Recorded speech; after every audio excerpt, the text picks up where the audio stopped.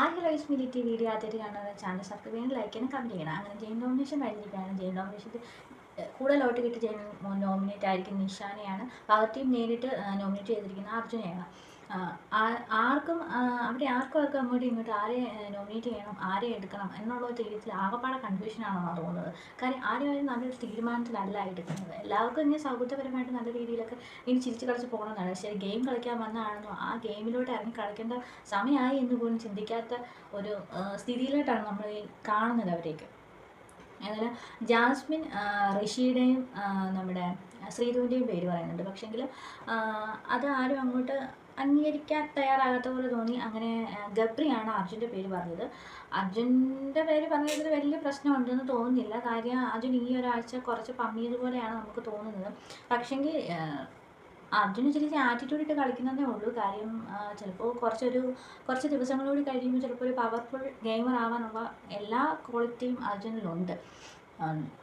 പക്ഷേ വീട്ടിലുള്ളവർ നോക്കുമ്പോൾ ഒരിച്ചിരി ആക്റ്റീവ് അല്ലാത്ത രീതി തോന്നും. അപ്പം ആക്റ്റീവ് അല്ല എന്നുള്ളൊരു കാരണം പറഞ്ഞിട്ടാണ് അർജുനെ ഇവിടെ ഗബ്രി നോമിനേറ്റ് ചെയ്യുന്നത്. അത് യമുനയും എല്ലാവരും അംഗീകരിക്കുന്നു. അങ്ങനെ പവർ ടീം നേരിട്ട് അർജുനെ നോമിനേറ്റ് ചെയ്തു. അതിനുശേഷം മറ്റുള്ളവരെല്ലാവരും കൂടി നോമിനേറ്റ് ചെയ്തത് നിഷാനയ്ക്ക് 4 വോട്ട്, റസ്മിന് 3, ഋഷിക്ക് 3, അങ്ങനെ ഇവരാണ് വന്നിരിക്കുന്നത്. അതിൽ ഏറ്റവും കൂടുതൽ വോട്ട് കിട്ടി നിഷാന് ജയിലിലേക്ക് നോമിനേറ്റ് ആകുവാണ്.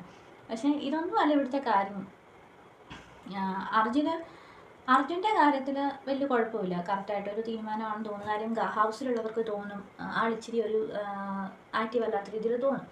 പക്ഷെ നിഷാനയെ എന്തിൻ്റെ ബേസിലാണ് അവർ സെലക്ട് ചെയ്തതെന്ന് ഇപ്പോഴും മനസ്സിലാകുന്നില്ല. കാര്യം അതൊരു അൺഫെയർ ആയിട്ടാണ് എനിക്ക് തോന്നുന്നത്. നിഷാന ഈ ഒരാഴ്ച, കഴിഞ്ഞ ആഴ്ചയിലാണെങ്കിൽ ഓക്കെ അത് നമുക്ക് അംഗീകരിക്കാം. പക്ഷേ ഈ ഒരാഴ്ചയിൽ നിഷാന വളരെ പവർഫുള്ളായിട്ടാണ് നിന്നത്, ഒരുപാട് ആക്റ്റീവായിട്ട് തന്നെയാണ് നിന്നത്. കാര്യം 2 ഗെയിംസിലും പവർ ടീമിൽ കയറിയ ഒരു അംഗം എന്നുള്ള നിലയ്ക്കും അതുപോലെ അല്ലാതെ ഒരു ടാസ്ക് ജയിച്ചു എന്നുള്ള രീതിയിലും എല്ലാം നോക്കുകയാണെങ്കിൽ നല്ല രീതിയിൽ തന്നെയാണ് നിഷാനയുടെ പെർഫോമൻസ് തോന്നിയിട്ടുള്ളത്. പിന്നെ എന്തിൻ്റെ ബേസിലാണ് അവർ നിഷാനയെ സെലക്ട് ചെയ്തതെന്ന് അറിയില്ല. ഇതിൽ നിന്ന് തന്നെ ഈ ഒരു സെലക്ഷനിലൂടെ നിന്ന് തന്നെ നമുക്ക് മനസ്സിലാക്കാമെന്നുള്ള അവിടുത്തെ മത്സരാർത്ഥികൾ എത്രത്തോളം ഡീപ്ലി ആണ് അല്ലെങ്കിൽ കാര്യമായിട്ടാണ് ഈ ഒരു ഗെയിമിനെ നോക്കി കാണുന്നത് നമുക്ക് ഒന്നുകൂടി ചിന്തിക്കേണ്ട കാര്യം തന്നെയാണ്.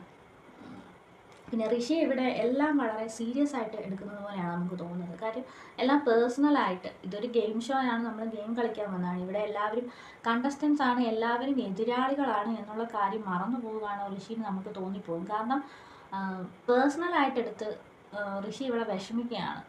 തന്നെ അപ്സര നോമിനേറ്റ് ചെയ്തു എന്നുള്ള ഒറ്റ കാരണമുണ്ട്. കൂട്ടുകൂടി നടക്കുന്നത് കൊണ്ട് നോമിനേറ്റ് ചെയ്തു എന്ന് പറഞ്ഞത് അപ്സരയ്ക്ക് നമ്മുടെ ഋഷിക്ക് വളരെയധികം സങ്കടമായിപ്പോയി. വേറെ ആരും എന്നെ നോമിനേറ്റ് ചെയ്താലും എനിക്ക് കുഴപ്പമില്ല. പക്ഷെ അപ്സര ചെയ്തതിൽ വളരെ സങ്കടപ്പെട്ട് ഋഷി ഒരു സൈഡിൽ നിന്ന് കരയുന്നു, ഇപ്പുറത്ത് അപ്സര കരയുന്നു. ഇവരൊക്കെ എന്താണ് ഇങ്ങനെ ചെയ്യുന്നതെന്നോ ചിന്തിക്കുന്നതെന്നോ എന്തായാലും നമ്മൾ ചിന്തിച്ചു പോകും. കാരണം ഒരു ഗെയിം ഷോ ആണ്, അതും ഇത്രയും വലിയൊരു പ്ലാറ്റ്ഫോമിൽ ഒരു ഗെയിം ഷോയിൽ നിൽക്കുമ്പോൾ ഗെയിമിനെ ഗെയിമായി കാണാതെ പേഴ്സണലായിട്ടെടുത്ത് അല്ലെങ്കിൽ അങ്ങനെ കളിക്കാനാണെങ്കിൽ ഇത് എങ്ങോട്ടേക്ക് എത്തുമെന്ന് പോലും നമുക്ക് ചിന്തിക്കേണ്ടിയിരിക്കുന്നു. അതിനാണെങ്കിൽ എന്തെങ്കിലും ഒരു തെറ്റ് ചെയ്യണമല്ലോ എന്ന് വിചാരിച്ചിട്ട് അവിടെ നിന്ന് പാറെടുത്ത് കുടിക്കുകയും അത് യമുനയൊക്കെ അൺഫെയർ ആണെന്നോ അത് ശരിയല്ല എന്നൊക്കെ പറയുന്നു. അപ്പോൾ അതിന് എന്തോ ഒരു ആക്ഷൻ കാണിച്ചു, ആ ആക്ഷൻ ശരിയായ ആക്ഷൻ അല്ല, അത് ഒരു തെറ്റായതാണ് എന്ന് പറഞ്ഞ് ഗബ്രി പറയുക ചെയ്യുന്നത്. ഗബ്രി എപ്പോഴും ഒരു വുമൺ കാർഡ് കളിക്കുന്നതാണെന്നുള്ളത് നമുക്ക് തോന്നുന്നത്. കാരണം ഗബ്രി എപ്പോഴും ഒരു വുമൺ കാർഡ് കളിക്കുകയാണ്. അത് ഗബ്രിയുടെ ഒരു ഗെയിമായിട്ടാണ് എനിക്ക് തോന്നുന്നത്. കാരണം പുറത്തുള്ളവർ ഗബ്രിക്ക് അത് സപ്പോർട്ട് ആവണം എന്നുള്ള രീതിയിലായിരിക്കാം ഗബ്രി അത് കളിക്കുന്നത്. എന്നാലും ഗബ്രി അതിന് തെറ്റാണ്, അത് ശരിയാണ്, ആ ആക്ഷൻ കാണിച്ചത് തെറ്റായിപ്പോയി എന്നൊക്കെ പറയുന്നുണ്ട്. കാരണം ജാസ്മിൻ ഋഷിയുടെ വിഷമം കണ്ട് ഋഷിയുടെ അടുത്ത് വന്നിട്ട് പറയുന്നത്, കാരണം അപ്സര ജാസ്മിനുമായിട്ടുണ്ടായിരുന്ന ആ ഇഷ്യൂവിൽ ഋഷി പറഞ്ഞ ചില വാക്കുകൾ വളരെ മോശമായിരുന്നു എന്നുള്ള രീതി എടുത്ത് കാണിച്ചിട്ടാണ് അപ്സര ഋഷിയെ നോമിനേറ്റ് ചെയ്തത്. അതുകൊണ്ട് തന്നെ ജാസ്മിൻ പക്ഷേ ഋഷിയുടെ അടുത്ത് ചെന്നിട്ട് പറയുന്നുണ്ട്, എനിക്ക് അതിലൊരു ദേഷ്യവും നിന്നോടില്ല, ഞാൻ ഇതൊക്കെ എപ്പോഴേ വിട്ടു, ഞാൻ ഇതൊക്കെ മറന്നു എന്ന് പറയുന്നുണ്ട്. പേഴ്സണലായിട്ട് വ്യക്തിബന്ധങ്ങൾ വെച്ചോ അല്ലെ സൗഹൃദങ്ങൾ സൃഷ്ടിച്ചോ ഗെയിം കളിക്കാനുള്ള ഒരു പ്ലാറ്റ്ഫോം അല്ല ബിഗ് ബോസ് എന്ന് അവിടുത്തെ കണ്ടസ്റ്റൻസ് മനസ്സിലാക്കേണ്ടിയിരിക്കേണ്ട സമയം കഴിഞ്ഞിരിക്കുകയാണ്.